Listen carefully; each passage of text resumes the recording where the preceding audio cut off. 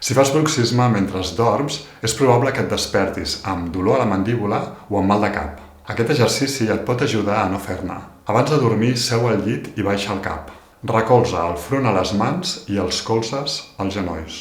Estigues uns minuts deixant caure tota la musculatura de la cara.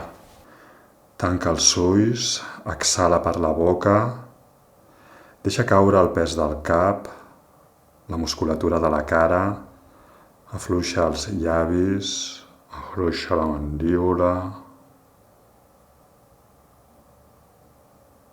Sent tota la cara com descansa. Com més estona ho facis, més relaxaràs. Espero que et funcioni i que descansis bé.